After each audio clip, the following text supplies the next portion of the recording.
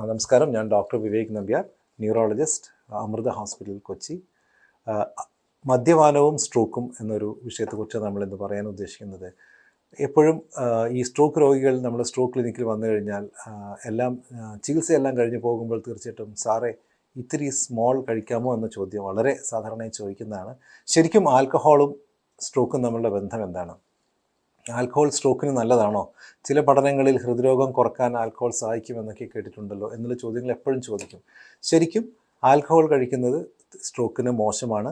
Alcohol ഒരു പരിധിയിൽ കൂടുതൽ കഴിക്കുന്ന ആൾക്കാരിൽ സ്ട്രോക്ക് വരാനുള്ള സാധ്യത കൂടുതലാണ്. കാരണം ഇതിൽ പ്രത്യേകിച്ചും ഒരു സിൻഡ്രോം തന്നെ വിവരിക്കപ്പെട്ടിട്ടുണ്ട്. അതായത് ഹോളിഡേ ഹാർട്ട് സിൻഡ്രോം എന്ന് പറയും. അതായത് നമ്മൾ ഹോളിഡേയുടെ തലേന്ന്, ഹോളിഡേ ആകുന്ന ദിവസം രാത്രി നമ്മൾ ഒരുപാട് മദ്യപിക്കുകയും അന്ന് രാത്രി നമുക്ക് ഹാർട്ടിൻ്റെ പ്രശ്നം ഉണ്ടായി സ്ട്രോക്ക് ഉണ്ടാകുകയും ചെയ്യുന്നു. അതായത് ഈ ഉയർന്ന അളവിൽ ആൽക്കഹോൾ കഴിക്കുമ്പോൾ അത് നമ്മുടെ രക്തസമ്മർദ്ദം വളരെ കൂടാൻ കാരണമാവുകയും അത് ഹൃദയത്തിൻ്റെ ഇടിപ്പിൽ തന്നെ വ്യത്യാസം ഉണ്ടാക്കുകയും ഈ ഹൃദയത്തിൻ്റെ ഇടിപ്പിൽ ഉണ്ടാകുന്ന വ്യത്യാസം, ഏട്രിയൽ ഫിബ്രിലേഷൻ എന്നറിയപ്പെടുന്ന വ്യത്യാസം, നമ്മുടെ ഹാർട്ടിനുള്ളിൽ രക്തക്കട്ടകൾ ഉണ്ടാകാൻ കാരണമാവുകയും ഈ രക്തക്കട്ടകൾ പമ്പ് ചെയ്യപ്പെട്ട് തലച്ചോറിലേക്ക് പോവുകയും അത് സ്ട്രോക്കിന് കാരണമാവുകയും ചെയ്യും. ഇതിനെയാണ് ഹോളിഡേ ഹാർട്ട് സിൻഡ്രോം എന്ന് പറയുന്നത്. ചിലപ്പോൾ അത് മാരകമായ സ്ട്രോക്കിലേക്ക് തന്നെ നയിക്കാം.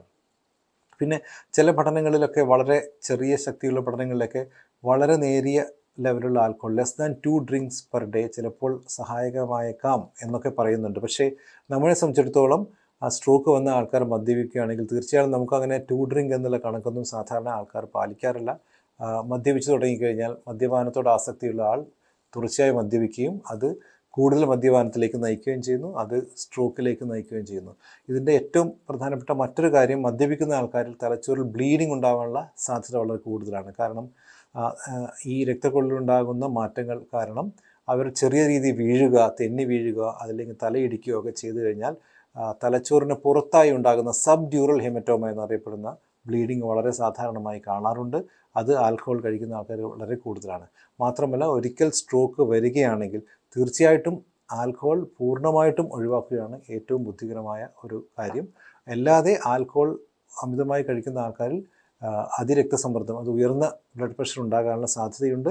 ഇത് സ്ട്രോക്കിലേക്ക് നയിക്കും.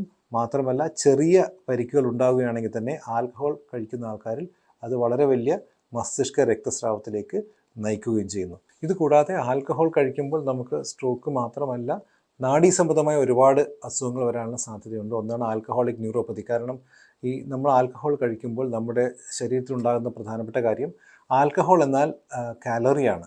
അത് നമ്മുടെ ആഹാരം കഴിക്കാതെ കാലറി കിട്ടുന്നൊരവസ്ഥയാണ്. അപ്പോൾ ഇത്തരം അവസ്ഥകളിൽ നമുക്ക് കാലറി കൂടുതൽ കിട്ടുമ്പോൾ മറ്റ് പോഷകാഹാരങ്ങൾ ശരീരത്തിൽ കുറയുകയും നമുക്ക് ലിവറിൻ്റെ ഫാറ്റി ലിവർ കൂടാതെ മറ്റ് നെർവുകൾക്ക് കാര്യമായ തകരാറുണ്ട്. അതിന് ആൽക്കഹോളിക് ടോക്സിക് ന്യൂറോപ്പതി എന്ന് പറയുന്നത്. കാലിൻ്റെ കൈൻ്റെയും അറ്റത്തും വളരെയധികം പുകച്ചിൽ ഉണ്ടാവുക, സ്ഥിരമായിട്ട് മദ്യപിക്കുന്ന ആൾക്കാരിലുണ്ടാകുന്ന ചില മാറ്റങ്ങളാണ്. ഈ മാറ്റങ്ങൾ ആൽക്കഹോളിക് ന്യൂറോപ്പതി എന്ന് പറയുന്നു. ആൽക്കഹോളിക് ലിവർ ഡിസീസിനെ കുറിച്ച് പിന്നെ പറയേണ്ടതില്ലല്ലോ. അതിനാൽ സ്ട്രോക്ക് വന്നാലും ഇല്ലെങ്കിലും ആൽക്കഹോൾ പരിപൂർണമായും ഒഴിവാക്കുന്നതാണ് ആരോഗ്യപരമായ ഒരു ജീവിത രീതിക്ക് നല്ലത്. സ്ട്രോക്കിനെ സംബന്ധിച്ചിടത്തോളം ആൽക്കഹോൾ ഒരു റിസ്ക് ഫാക്ടർ തന്നെയാണ്. അതിനാൽ ആൽക്കഹോൾ ഒഴിവാക്കുന്നതാണ് സ്ട്രോക്ക് പ്രതിരോധിക്കാൻ ഏറ്റവും ഫലവത്തായ മാർഗം.